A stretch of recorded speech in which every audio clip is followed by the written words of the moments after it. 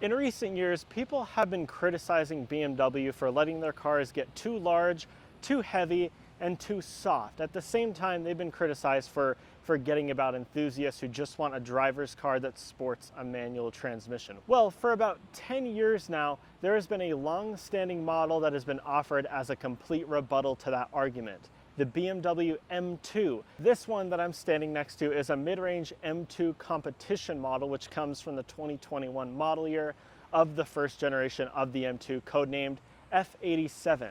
I have reviewed a couple G87 M2s, that's the current generation M2 that is offered up until this moment, that still actually offers a manual transmission. The one that I reviewed had a manual. The link should be on the screen right now. And this first generation BMW M2 was actually a follow-up model to the legendary 1M, which was the last BMW passion project to be engineered on weekends by M engineers who thought it would be cool to take a regular 1 Series, put a tricked up N54 6-cylinder motor inside it, put it on M3 brakes and suspension, and they presented it to their upper management who thought that people might actually like that. And it generated quite a stir to the point where BMW decided to revise the 1M when the 2 Series Coupe came out in the early 2010s, and they decided to make the M version a standalone model. So the first M2 had a regular 3-liter 6-cylinder turbocharged engine underneath the hood, kind of like the 1M that came before it, and it was billed as a more driver-focused BMW. But then a couple years later, they decided to give the M2 a true M engine with the S55. Enter the M2 Competition. This M2 Competition has a twin-turbo 3-liter 6-cylinder engine, again codenamed the S55, and it develops 405 horsepower and has the ability to get this thing from 0 to 60 miles per hour in just about 4 seconds, which even for 10 years ago, 5 years ago, is quite impressive for a car like this. And it has a 6-speed manual transmission, and it sends its power where it belongs in an M BMW, at the back wheels only. So with that, let's embark on a review type tour of the first generation F87 M2. As we arrive at the back end of the F87 M2, I just have to emphasize once again just how clean the design of this car is. I mean, look at it. There's no ridiculous aerodynamic carbon fiber crap all over it. There's no ridiculous kidney grills that are the size of small countries. It's just a classical looking BMW M car. They took the regular version on which it's based, made it a little bit wider, fitted some special looking performance-y sporty tires to it, and a few M badges, and that's about it. It's got a more aggressive rear bumper, more aggressive front bumper, but from some angles, it looks quite similar to just a regular 2 Series of the day. I'm a bit more of an old school enthusiast, so I like the fact that it's just kind of a sleeper when it comes to its design. And also, when it comes to old school stuff that I like, it's just got a manual trunk lid. There's no electronic wizardry to lift the trunk lid up. There's no added complication. It's just a regular trunk lid. And when you look right here, you see the M2 Competition badge. On the outside, I believe it's just the badges that are the only way you can tell this apart, and also the wheels, but that's about it. From the outside, you could remove the badges and most people would probably just think this is a regular M2 with much less power than this one. So with that, let's talk about some practicality. For a car this size, as you'd expect, it's got a pretty decent cargo area back here. It's not super large, but the opening is wide and pretty easy to access. And you have some storage areas on either side, as well as the ability to fold down the rear seats if you want. For a car this size, it's basically what you'd expect. It's a perfectly usable trunk area back here, but it's not supposed to be used for 4 people and all of their luggage plus groceries for a weekend away or anything like that. It's just for what you expect from a car this size, exactly what you would expect. With that, let's move on to something else that you probably expect, which is lack of rear seat room. And now I have to stuff all 6'3" of me in the back seat of this M2 Competition. Now it obviously goes without saying that this is not the most important thing when it comes to an M2. The most important thing is the driving experience, which we'll get to in a minute, but some people might want to put rear passengers back here, and we're about to find out just how realistic that is. Now, you pull on a regular old-fashioned latch to get the seat to fold forward, and then you have this little rocker switch right here to have the seat move forward and backwards electrically, which is nice that it's an electronic function, but that means that it's painfully slow and you just have to weight when it would just be easier to fold the seat forward and then push it forward, but not that big of a deal. Okay, this seat right here is moved pretty much all the way back as I am quite tall. Let's move it back. Yeah, not great. You can actually eventually, even if you're as tall as me, get the seat to latch into place, but it's pretty obvious that I'm not exactly the most comfortable right here, because the only way I can actually fit myself back here in this seat and have this seat actually be in the seat position is if I wedge my right knee up against the door panel between the panel and the seat and then just man spread. Also, I've got no headroom as well, so I'm quite slouched over. Obviously, this car isn't meant for tall people in the back seat. The tall people are the ones that get to actually enjoy driving it up front, which I'm totally okay with. But if you're stuck back here, well, in terms of comfort and amenities, you have this nice Alcantara suede material right here on this side panel, as well as a little place to put your arm, which is finished in leather. So there's a bit of continuity back here when it comes to materials in the interior. But you do have this plastic panel right here to make you forget about the nice material that you have right there. And then in the center, you have a little storage tray where you can put your phone or something. And you have a bit of climate control right here. You have some air vents, you can change the airflow and you can change the air temperature, but that's about it. There's not that much. There's also a little cigarette style charging outlet right here. So if you're back here, there's really not that much to do at all other than try to keep your mind off of the burning sensation of pain that's rising in your right knee as it's wedged against the door, and look out this nice window right here. So obviously the back seat isn't the most important thing on an M2, but if you have kids that you're putting back here, it's perfectly sized for them. So honestly, it's not as bad as I was expecting back here. Okay, here we are up front in the M2, and obviously this is the driver's car BMW, so up here you're going to be a little bit more happy and comfortable than you would be if you were stuffed in the back. When you get inside this car, you notice it's exactly as you'd expect for an M2. It's basically the same as a 2 Series up here with a couple of M touches dashed about. Think things like materials first. Let's talk about this trim right here on the dashboard. Carbon fiber with some aluminum on the bottom to provide a bit of contrast and style. You also have carbon fiber on the grab handle on the door here, as well as the Alcantara with blue stitching that I pointed out in the back seat. That's also right here on the door panel. And there's blue stitching all around this car, which on this specific one matches the blue exterior, which was originally the launch color for this M2, and it's the best looking color on the M2 in my opinion by far. So you move from materials to the seats. These seats are just the regular M seats, which have a bit more bolstering than what you'd expect in a standard 2 Series 230i, 228 or whatever it was called back then. Also got this blue stitching on the seat as well, and you have the M2 logo embossed in the backrest. Now these seats are shared with the M3 of the day, the F80 M3, which I've done a video on as well. Link is on the screen right now. And as well as the F80 M3, you could option it with more racetrack focused, more hardcore M bucket seats, which I'm thankful that this car doesn't have because I'm driving it on public roads today. So I'm fine with the seats that it has right now. And then you move on to some other things like the 6-speed manual transmission, which was available on the regular 2 Series back in the day, but it meant so much more in the M2. Again, I've said it 1,000 times, this was the driver's car BMW, so getting a manual transmission in M2, in my opinion, is the only option. And to add to some of the M aesthetic in here, you have the shift boot, which is finished in Alcantara. More of this blue stitching is present as well. And then you move back to the handbrake, which also has an Alcantara shift boot with the blue stitching. And while I'm there, you have a manual, regular, old-fashioned parking brake, which is not available in any BMW anymore. The M2 is probably one of the last, if not the last BMW to offer this. And it just slams home the point of being the M car for the driving enthusiast. Moving on to powertrain and things like that, you have a couple little configurable items right here next to the manual gear selector, that being one for your steering. You can do Comfort, Sport, or Sport Plus for your steering. And there's a button to configure your engine performance between efficient, which I suggest never put your M car in efficient mode. I mean, if you're just going to do that, buy a 228i or something, or Sport and Sport Plus, which are the modes that really matter in this car. And then moving on to other regular stuff, you have the same exact cabin as you'd expect for a 2 Series back in the day, meaning you've got manual climate control buttons right here, which is very nice to see. Also, radio controls above that, just some simple air vents, no gimmicks or ambient lighting tricks or anything up here, just some air vents for your climate control. And up top you have iDrive 6, which is an old version of BMW iDrive. I'm not going to talk about it except for two things. One, Apple CarPlay was available at this point, which is pretty nice.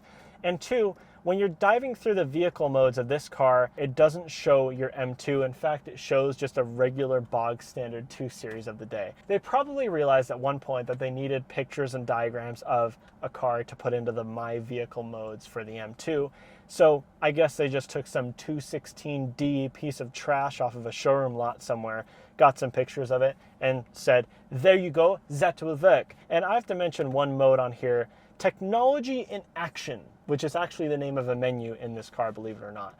And what you can do with that is view your sport displays, which is a couple extra gauges for your power and your pound-feet of torque at any given moment, which is something you'd expect from an M2. What you would not expect is the other menu in Technology in Action, which is Efficient Dynamics. So if you're worried about your CO2 emissions and how much fuel you're using at any given moment, may I suggest getting out of this car immediately and buying that 216D piece of trash that I mentioned earlier. But if you want to keep the M2 and pay attention to how much fuel efficiency you're doing, yeah, you can do that. There it is, right there. What's wrong with you? And with that, let's move on to the final part of this interior tour, the steering wheel and the gauge cluster. The gauge cluster is meant to look like a digital gauge cluster, but it's not. It's still an old-fashioned analog gauge cluster, and when there's light going on the back of the gauges, you can see the hidden little centerpiece right there. It's just regular gauges, but they style it in a way to make it look like a full digital gauge cluster, which I would argue is something that I don't really like, because one thing I really liked about the M cars of this era was that they were the last ones to not offer any ridiculous technology gimmicks like digital gauge clusters. Yes, if you're daily driving the car and using the car and buying the car, you probably value those digital gauge clusters more. But again, as I've already said, I'm more of an old-fashioned enthusiast of these cars, so I always appreciate seeing just simple analog gauges that look nice and crisp and beautiful. These ones aren't my favorite though, as I've said, because they tried to make them look more tech-focused and digital, and they look nice, I guess, but just the whole idea of that doesn't really sit all that well with me. But what does sit quite well with me is this steering wheel behind it. This is just the M steering wheel as you'd expect of the day. They still use a pretty similar steering wheel to this one to this day. Overall, this interior isn't the nicest interior, but again, it was the 2 Series that this car is based on, which was BMW's cheapest two-door car back in the day. So as you'd expect, the interior isn't very nice. There's a lot of plastic things that you can touch pretty much everywhere. But again, that's not what the point of the M2 is. It's about driving it. If you're complaining about the plastic glove box cover, again, there's a 216D piece of trash for you. If you want to go and nitpick about something, go in that car. In the M2, the whole point of it is to drive it and enjoy it. So with that, let's move on to the engine underneath the hood, and then we're going to take this thing out for a drive. Underneath the hood here of the BMW M2 competition, once again, the regular M2 of this era, the earlier M2, offered the N55 3-liter turbocharged 6-cylinder engine, which made it the last real M car to offer a regular BMW engine, because that's what the 1M did before. The 1M had the N54 twin-turbo 6-cylinder that you could find in your mom's 535i wagon. The M2 competition was the first time that this little drivers-focused BMW had changed from having a regular motor to having a true M engine. And what you have underneath here, once again, is the S55, which is a 3-liter twin-turbo 6-cylinder engine. In this configuration, it offers 405 horsepower and around about the same amount of torque. If you wanted more power, you could step up to the M2 CS, which I believe had 430 horsepower or 440, somewhere around there. And that was the more track-focused, performance-focused BMW M2.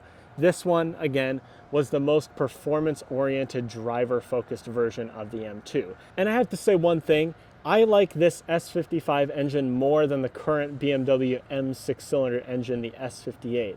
I'm not sure what it is exactly, it feels more exciting, the sound seems more real, and it doesn't seem like it's any less powerful. It doesn't seem like there's anything different or worse compared to the S58. It's got the same amount of turbo surge, it's got a great sound, and it just feels so amazing. The S58 isn't my favorite because it seems a little bit peaky, and the fake noise that it'll be playing in the cabin in the S58 cars is very obviously fake in my opinion. So for me, this is my favorite turbocharged 6-cylinder M engine, that is for sure. And to really slam that point home, once again, let's hear a couple of revs from the S55 and then take it out for a drive.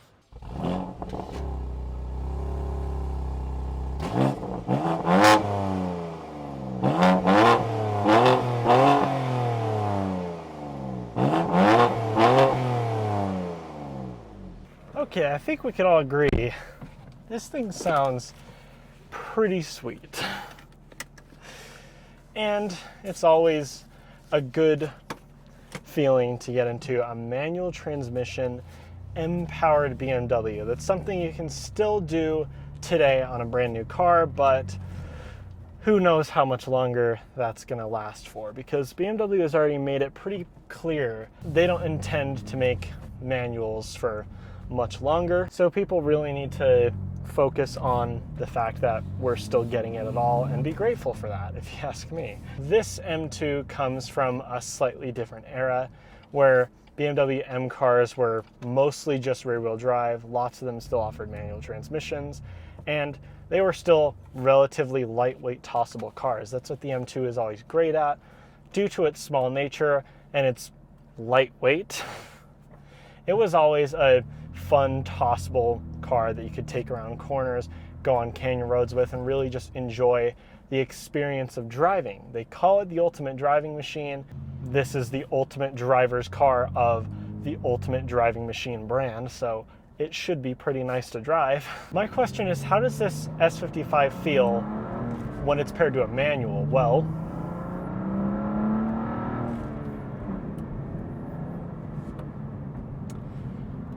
about as any M engine feels paired to a manual. It's quite nice.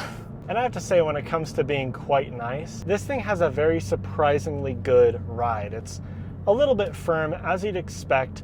It's informative, but I wouldn't call this thing uncomfortable by any definition of that word, which is sort of what I've come to expect from M2s, because the current M2 has a very stiff ride to make up for its massive weight and make it feel different from the M3 on which it shares a platform.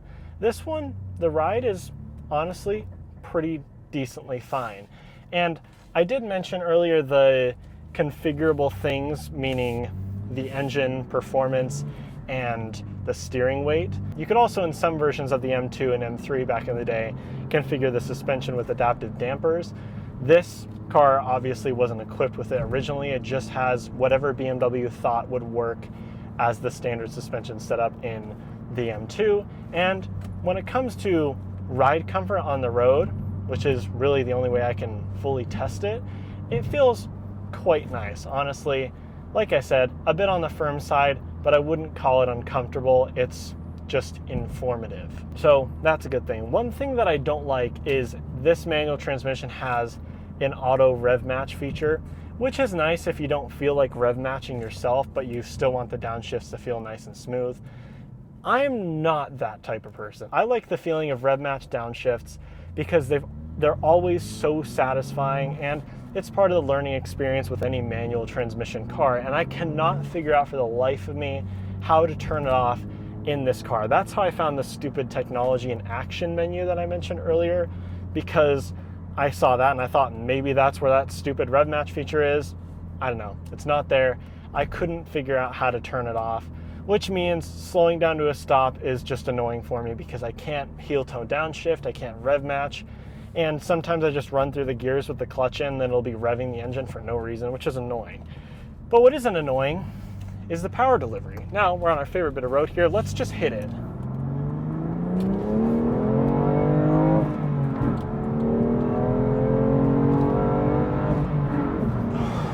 Oh my God. Oh my God. Holy Moses. I'll tell you one thing. This thing is not making 400 horsepower. It feels every bit as powerful as the current M2, every bit as fast, every bit as exciting. It's just amazing the fact that people don't really concentrate on the S55 as much as they should, but this engine is just so crazy amazing. And when you put it in a car as little as the M2 and make the M2 competition, this thing is a monster. It is a complete monster. It's fast enough really to get my heart racing, and that's about as much as you need from any given sports car at all. Enough to get your heart racing, enough to get you excited and exhilarated, and that's what this M2 offers.